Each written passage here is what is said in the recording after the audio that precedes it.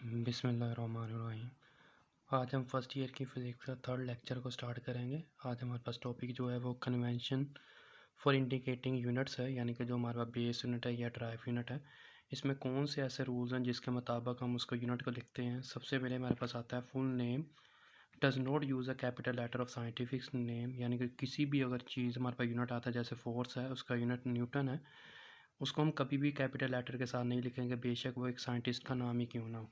अगर हम नेक्स्ट बात कर लेते हैं symbol of unit after a scientist initial, अगर हम चाहते हैं कि हम किसी साइंटिस्ट का नाम लिखना चाहते हैं तो उसका जो फर्स्ट लेटर होगा उसे हम कैपिटल करके लिखेंगे, जैसे न्यूटन का एन लिख लेंगे। अगर हम थर्ड रूल की बात करें, ये हमारे पास आ जाता है कि जो प्रीफिक्सेस है, जैसे हमें पता है कि प्रीफिक्सेस को 10 की पावर में लिखा जाता है, जैसे किलो, मेगा या मिली होता है। इसको हम दोनों में अगर बेस यूनिट के साथ लिखना चाहते हैं, इनके दरमियान में कभी भी स्पेस नहीं लिखेंगे, बगैर स्पेस के लिखेंगे, जैसे मिलीमीटर को साथ जोड़ के लिखेंगे।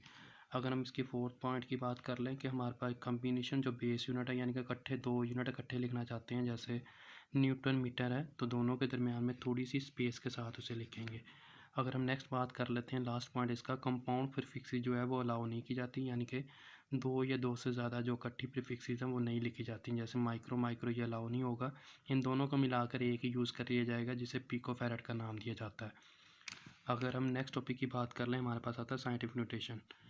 लास्ट 9th क्लास के अंदर हमने पढ़ा हुआ है, 9th-10th क्लास के अंदर जो साइंटिफिक नोटेशन होता है, इसको हम जो भी 10 की पावर में जो लिखा जाता है, यानी कि स्टैंडर्ड फॉर्म में एक्सप्रेस करने का जो नाम होता है वो साइंटिफिक नोटेशन होता है।